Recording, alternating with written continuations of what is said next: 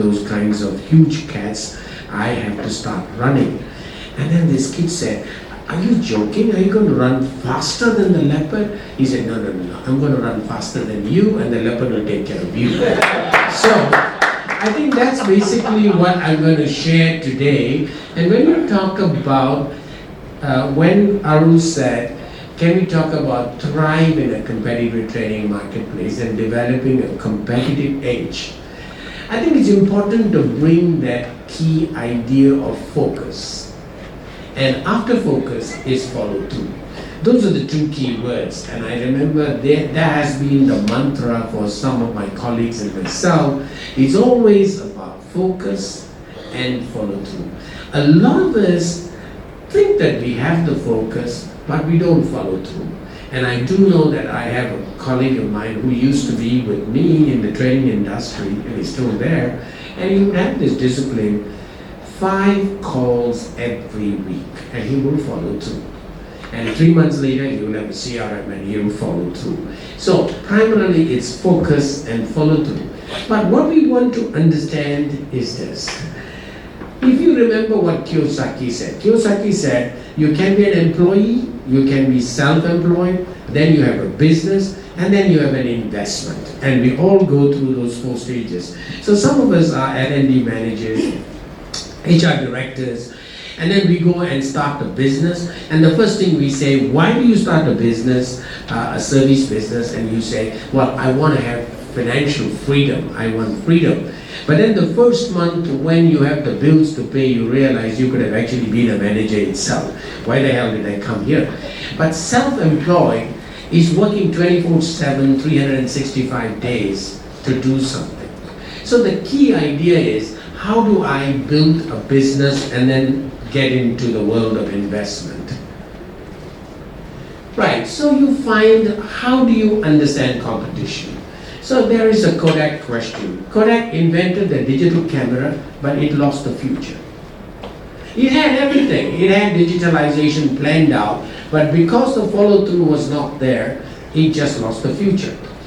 So that's what Peter Drucker said, and time and again in the Harvard Business School, we are told the greatest danger in times of turbulence is not the turbulence. It is to act with yesterday's logic. And I found this over the years, the training industry changed. And the first time I remember when we went and bought an Apple Macintosh, a nice little machine, and we had a laser printer, and we had to come right to Subang Jaya from Bangsa to print the laser sheets because they looked good. And then of course we had the overhead projectors. Some of you might not have been born at that time, but the point is overhead projectors are very impressive, and we had to go and do special foils in order to impress the participants and the customer. But that changed. So you have to change with changing times. So the problem is the training, it's sometimes seen as a commodity. So when it's seen as a commodity, it becomes a huge challenge. People compete on price. Oh, what's your day rate going to be? 5,000. Oh, could you just make it a little bit better? Oh, okay, if you guarantee me 2 days, I'll give you 4,500. No, I'll give you the order today. Oh, 4,000, thank you. And that becomes a commodity versus a solution. Some providers see it primarily as a solution. What problem am I solving it? But that, we will see what happens. Impact of online and AI technology. Okay, the Windows 95 came, the Apple Macintosh came, the internet came, the mobile phone convergence came. So everything happened to the mobile phone, and it was all about e-learning online. And then of course, AI is now there. But it's also about growth. You can't not grow, because if you're doing the same turnover day in, day out, that means you are not thriving in the marketplace. You are surviving in the marketplace. And when you're on your own, it's dangerous. You can't survive. You're going to thrive. Yeah. Why do you think you need to thrive? Why do you need to thrive, not survive? Sustainability. Sustainability? Move on to make sure that you grow. Okay, thank you. That's one answer is good enough. You've got your book. He knows that I'm going to give you the book. Okay, so you want to primarily not survive because you don't have your EPF. You don't have savings when you're in a job, and therefore you need growth. Continuously you need to grow, otherwise you're in trouble. So you are in your home market. You are in Kuala Lumpur, the Malaysian market. And then you find, okay, let me go. My life, what I did was, I was in Kuala Lumpur. It became very competitive on pricing. So I decided to catch a flight. And I go to Kota Kinabalu. In those days, Kota Kinabalu, KL, you'd probably have one flight a day. And I wanted to go to Brunei. So I flew into Singapore and I flew into Brunei. The second time, I went into Labuan and I took a boat. And you know, these are boats on the high seas, and you never know whether you'll reach the other side or not. But that was a long time ago, and the boat ride was 10 or 20 ringgit. But it was blue ocean. Nobody was there. So I wasn't competing on price. I was competing on value. So every time I spoke to the Pangara there, the question was, I will always say, look, I don't want to do high volume. I want to do high value but low volume. That's the purpose of any service business. If you did high volume, you're going to be burned out. But you want to do high volume, or at least medium volume, high value and low volume, or high value and medium volume, because then you will understand. So that's the adjacent market. Then of course we go to the regional markets. Now why do you go to the regional markets? And the whole idea is understanding competition. So I decided to go to Brunei, and it was very good. Then of course people, those days there was no social media, so people didn't know where I was. But sooner or later people also are smart, and then competitors will follow. That's the whole idea of competition. Competition is about survival of the best.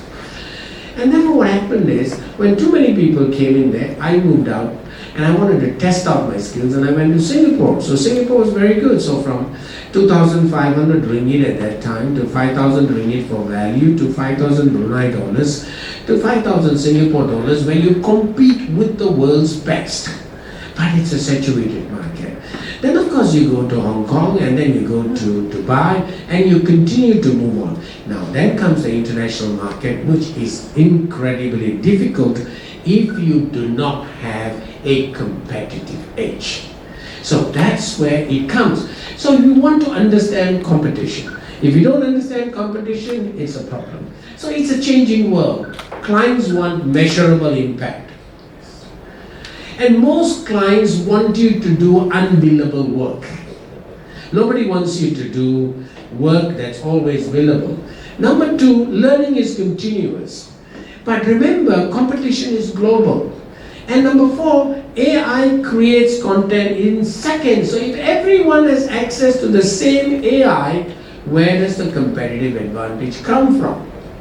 That's what we need to understand.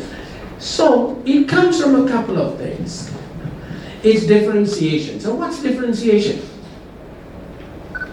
What's differentiation? Standing up.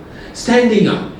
What do you mean standing out? With your beard, huh? Yeah, what else? White beard. Yeah. Standing out for what? Standing out in what sense? Standing up your competitors. In what way? In quality. Yeah, in product, or in service delivery, or in, let's say, value creation, something. And that's what Michael Porter said. My competitive edge comes from differentiation strategy. It comes from focus. So that's a choice. I will only do this, I will not do this. Or can you please come and do a customer service program? Oh, I'm sorry, I'm not into customer service, but I'm into leadership. It's a choice. But obviously, the reality of the business, you probably have to do everything. But the question is, it's focus. Number three is customer intimacy. Can I stay close to the customer? I don't want anybody else to come to the customer. In my life, I found a customer life cycle is about 7 years.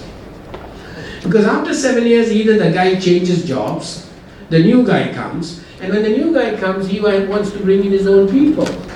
Or the guy who I knew for 7 years dies, and then I have a problem. So the customer intimacy is very important. And then of course it's brand. So what did Stephen Covey do? First Habits, 7 Habits, and he said the intellectual property, he trademarked his thing, and he said, okay, look, it's trademarked, patented, copyrighted, and he built a brand around the world. What did Blanchard do? 1 Minute Manager. What did The Change? They did that very famous book. And I think you find that branding, intellectual property, and then finally innovation. All of this you will find are the sources of competitive edge. You don't have to probably go anywhere, just stay in PJ, find 2 customers, stay close to them, work as an outsourced provider, and you get your competitive edge.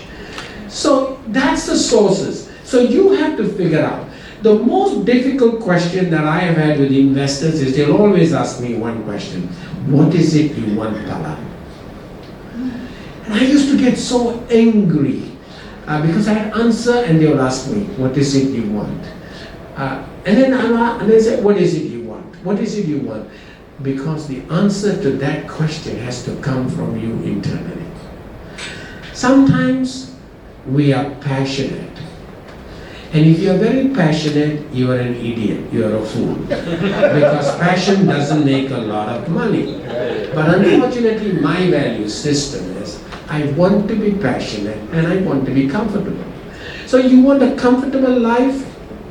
Here it is. This is very much a comfortable life, helping people learn and perform. But if you want to be a billionaire, then I think this is not the business, because it does not have that scale. And I think it's important for you to understand that. So this is the fundamental, most basic thing we all know. So I wrote this book, The Magic of Making Training Fun. And this was a picture from Indiana Jones. And if training is fun, it has a name, Dr. Palan. And of course the muscles were all there. And Sharon Dhaliwal here at that time was young, but now she's old and I am old. So she came to me one day and Sharon said, Tan Sri, at that time Dr. Palan, and she said, is that all true, your muscles? And I said, Sharon, I can't share it to you in public, but privately I can show it to you. She never asked me that question again, yeah? So she's there. You remember that, yeah? It was many years ago, yeah. Sorry for using your name, but there is a book for you. So that was the first book. So I wanted to find a niche. Because Bob Pike was doing participant interactive training, Tyagi was doing games, and I said I wanted to use fun. And so I did that. Then I wanted to go to the China market. It was opening. Oh my goodness, very big, blue ocean. So I got a Chinese translation. Because the Chinese people told me, if you don't translate, never mind, we will translate it by ourselves. That's how Chinese copyright works. So I said, hey, this is dangerous. Then my life evolved. I became an entrepreneur. I stopped training. I wasn't training that much. I was doing consulting. And so I said, look, I got to evolve. So I actually wanted to get into more of corporate work. So I wrote that book in order to just shift the branding perspective. Then of course people wanted videos. So we got Osman D, and we made the first made in Malaysia training video for the HRD market. It sold some 5,000, 10,000. Now why? Because this was non-linear income. Remember, otherwise I would have to stand in the training room every single day to make money. And that's not possible. I want some revenue coming out when I am not in the training room. That's what's happening today through social media, where you can sell things, you can sell hybrid courses, etc., etc. Then of course, I always had this problem. So you had a positioning, I was promoting, the pricing was, I always had a medium price, and the place of operation, of course, we started moving into markets that was attractive. As it was going on, I found that I had to scale the business because it was non-linear. The business had to become bigger and it had to grow. And so I had a skills development software, a competency-based software, which helped me, and I took my company public, and that's me and my wife hitting the gong. Now in the Bursa, Malaysia, that was my first public listed company when I went. And subsequently, I went on to start another education public listed company because of the simple principle: focus, follow through, linear, non-linear, scalability, sustainability. Because otherwise, Ray Pelletier was one of these guys who was charging $50,000 US for a 1-hour keynote. He died and the family had no way because he stayed at employee, self-employed. There was no business, there was no investment, and it was a big problem. So you have to actually look at risk and mitigate risk. So that was within the limited amount of time I could share what is competition, how do you thrive in a competitive world, and how do you get your competitive edge. The last one, very important, please, financial literacy. If you don't understand what cash flows is, if you don't understand what profit and what loss is, if you do not know what budgeting is, then we do have a problem. Please go and at least spend a day or two trying to understand that, because the financial engine is as important as the marketing engine. Now today, most of us have retired, our other businesses have grown, therefore the small business that we started 40-45 years ago just has a new set of people. That the Vix is here, Annie is here, they run it, but it's always a simple principle: high value, low volume metrics. Because we do not have that knowledge intensive talent to drive high volume. Linear, non-linear, scalability and sustainable. We always got to make sure it is scalable and it's sustainable. That's basically what the business model is all about, and I think it's important for you to understand that. Well, that's what I wanted to share. Please visit the podcast or the website, and the information is there. And of course, we continue to run this event, which is the Asia HRD Congress, with support people like Arun, etc. This year it's in Bangkok, and you're welcome to come as well. Thank you very much, sir. Have I met the time? Yellow card for you, just slightly above the 20 minutes, but it's fine. I think it was valuable. Minutes, sir. Thank you. Thank you. Thank you very much again. Can't wait to thank you. So, I can just hold on to the mic again. For the floor, we're going to open up maybe 2 questions or 3 questions for Tan Sri. Anyone like to ask any questions, please? Now is the opportunity. Or you have to be fast enough to get the book. Any questions? Don't worry whether it's irrelevant or relevant, it is all relevant. Okay? Yes, can I have a mic there, please?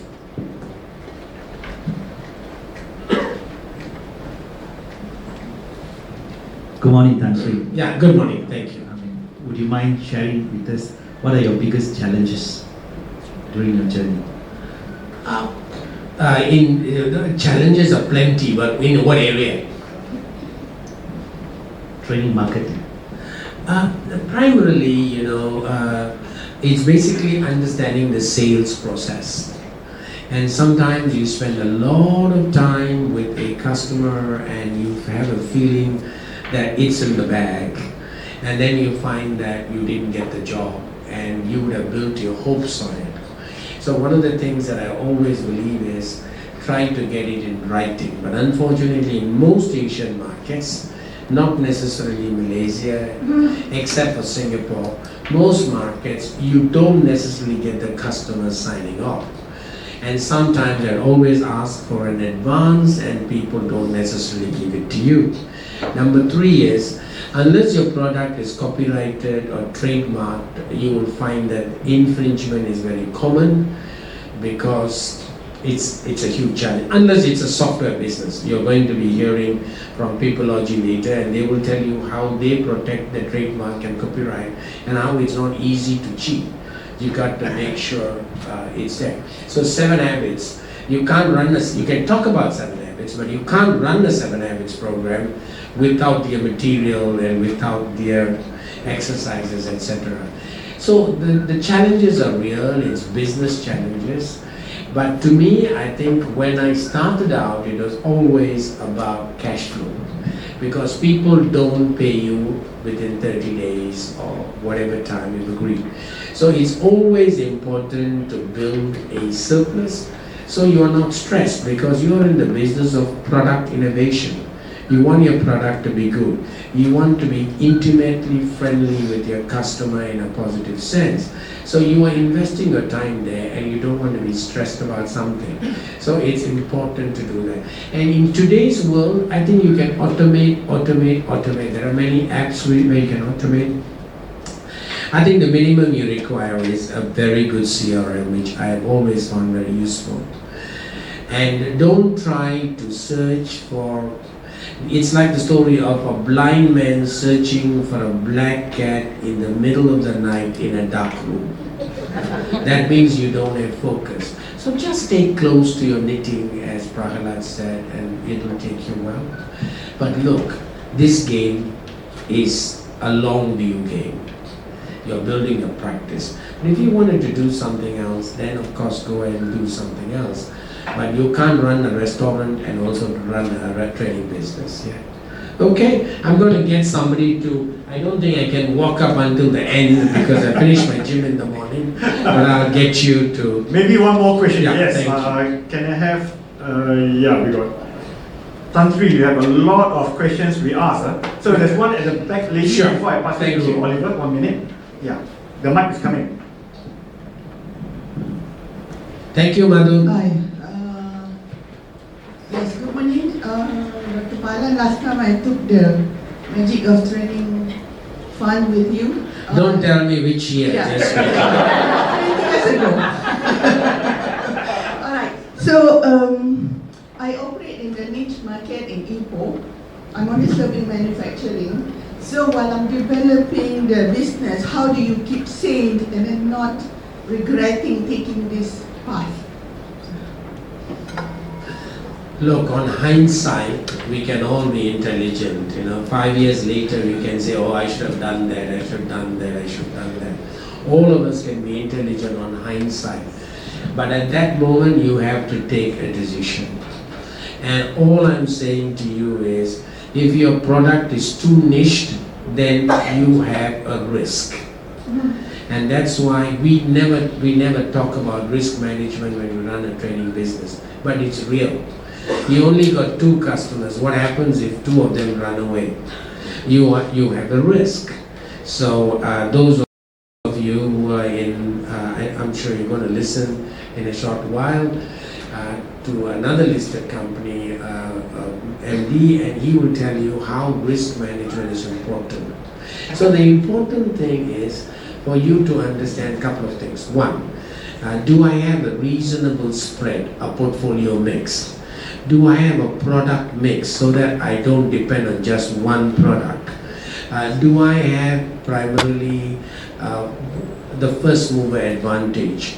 Or do I primarily have some kind of a competitive edge so that when a competitor comes in, he's not going to cannibalize my market?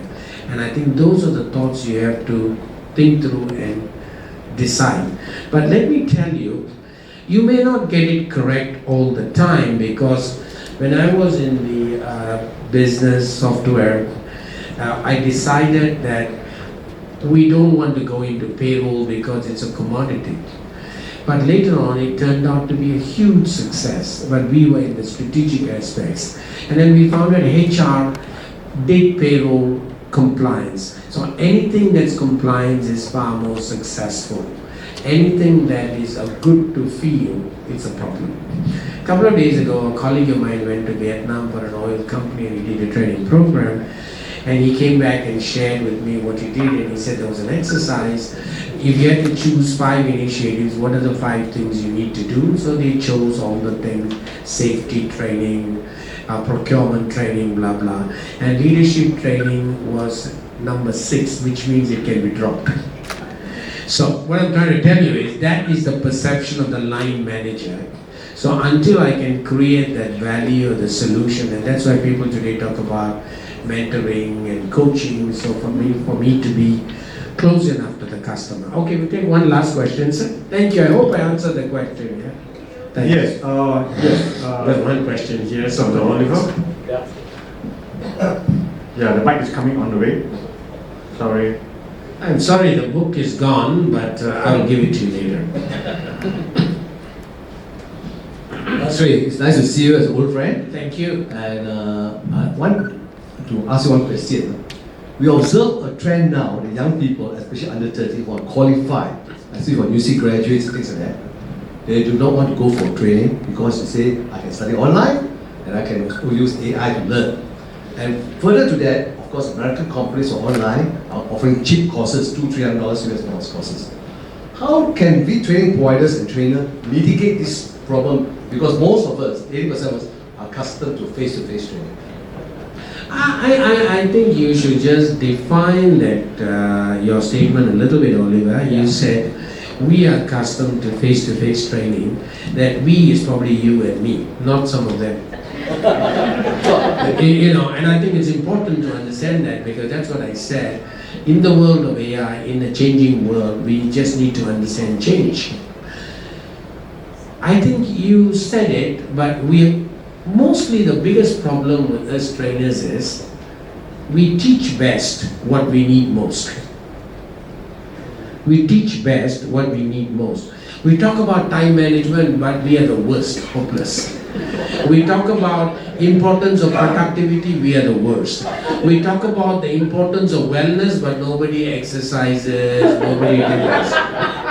I've got my CEO here for my trading company, Dato Bix, whom most of you might know. You are CEO of HRDC. And he'll always say, Tan Sri, did you actually run today? Yes, I did my gym. Did you swim? I said yes. So I saw this, he was asking me this every day. Monday he asked me something, Tuesday, Wednesday. So every day I have one principle. Robin Sharma's 20-20-20, but I changed it to 60-60-60. Move my body for 1 hour.